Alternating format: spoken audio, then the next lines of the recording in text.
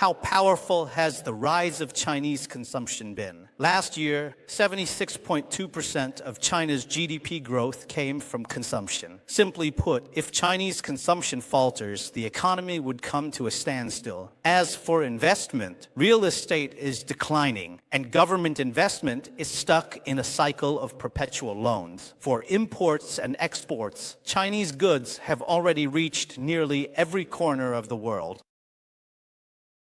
We've basically taken control of the low and mid-end markets. So China's ability to further deepen imports and exports is actually quite limited.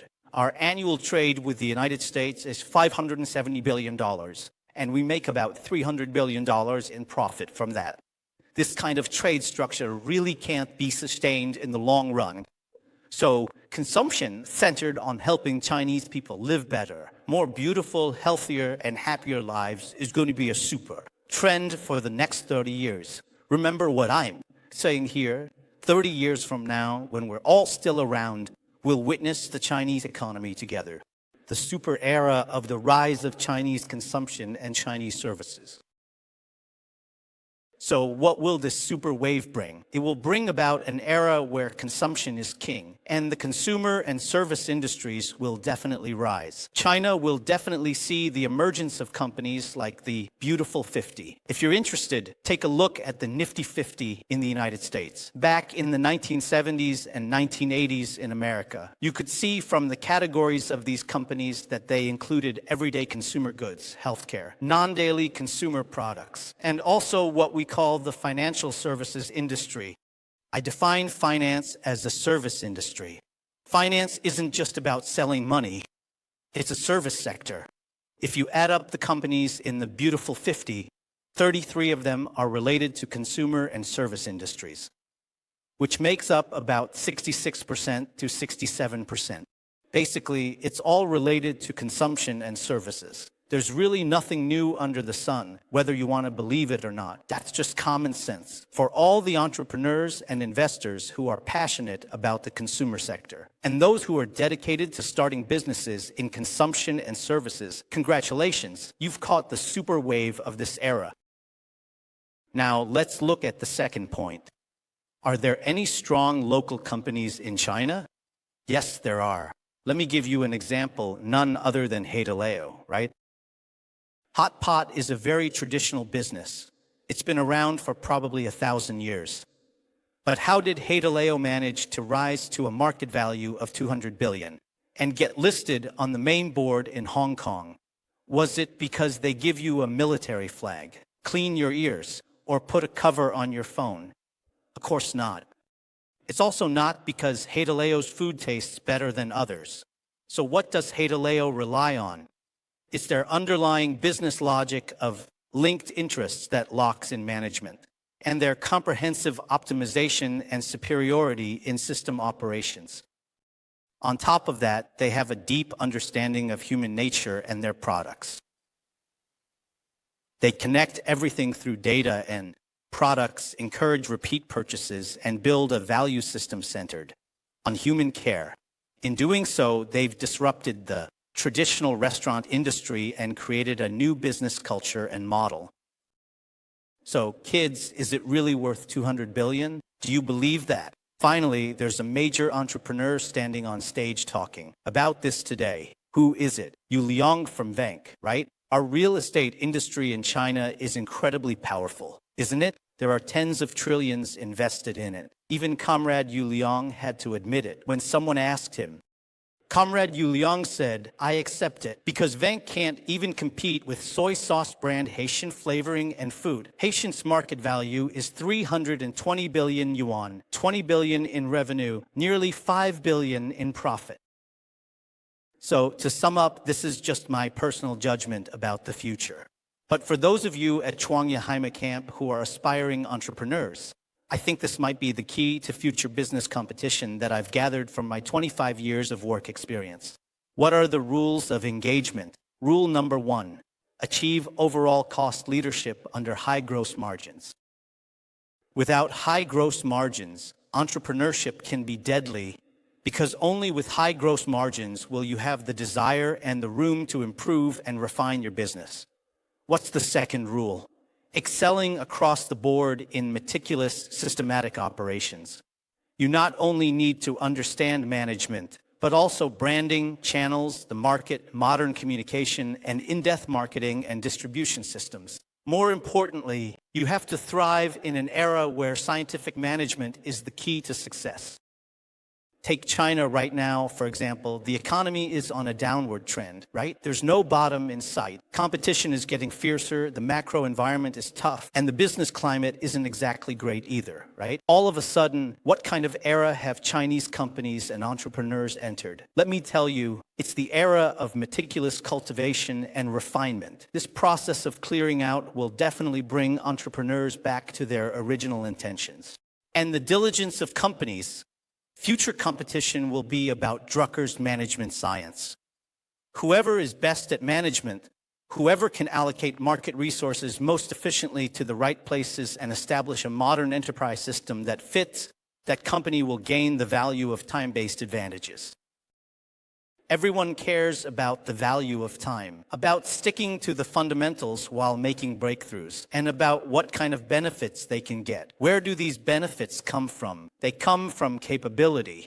I have a very good friend, Chairman Jia Guolong from the Northwest, who once said something famous that really resonated with me. I like hearing it. What does endure mean? If you have ability but no patience, nothing will get done. But if you have patience but lack ability, eventually you will succeed. Ability can be developed, but patience and perseverance are much harder to achieve.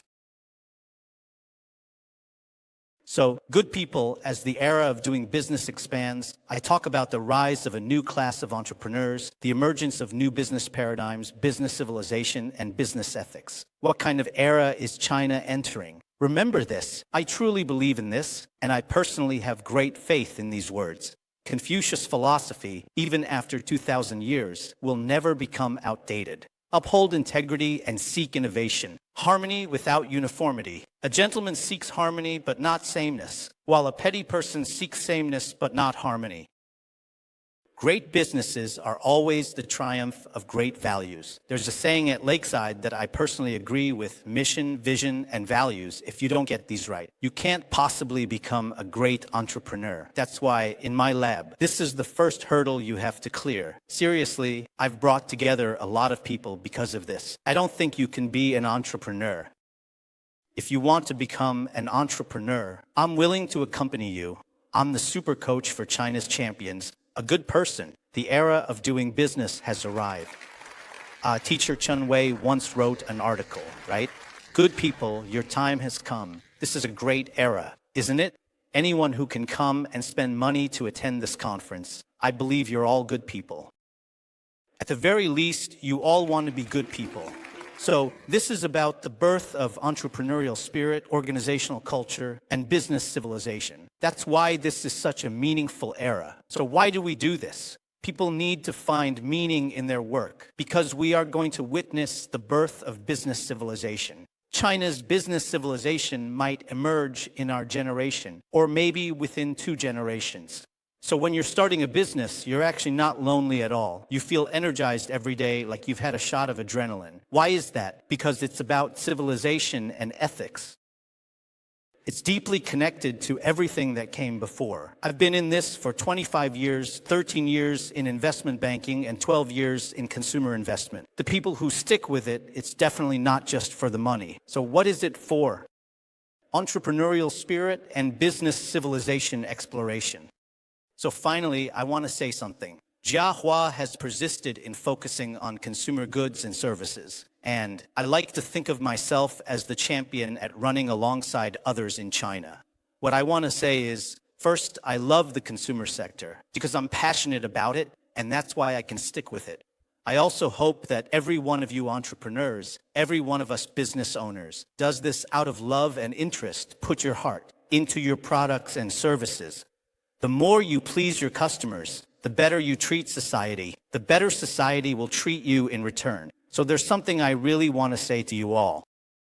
Jiahua also has a principle, supporting the private sector and boosting consumption in China. There's a deep vision and expectation behind this. When private enterprises are strong, China thrives. When they grow, China moves forward. Finally, there's a saying I want to stick to: advance one step at a time, never stop moving forward, and eventually all efforts flow into the sea. It's easy for us to compartmentalize problems, but we must remember China is first and foremost 1.4 billion people. What does that represent? It means our regional cultures, income levels, and per capita income.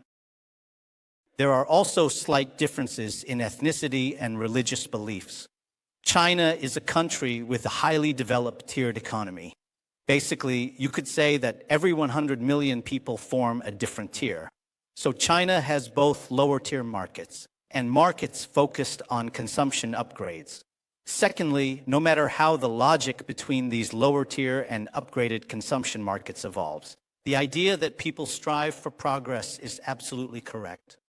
Looking at the issue from the perspective of development, consumption upgrading is definitely the long-term trend. So even though Pinduoduo has captured the lower-tier market with its 99-cent deals, it will inevitably move toward becoming more like Tmall, expand into cross-border e-commerce, and eventually merge with other models. It won't stay stuck in the era of 99-cent deals with free shipping. That's why I believe that every market can be successfully covered by business. So what really matters for each entrepreneur is that the products and services you deliver will naturally differ. At each stage, in every phase of entrepreneurship, early, middle, and late, the state you start from and the market you cover will be different. That depends on your business strategy. But I think these two are part of a unified market stage at different times and under different circumstances. A great company should see the entire market as its own. Monopoly is most attractive, but since we can't be a monopoly, we talk about caring for lower tiers and upgrading.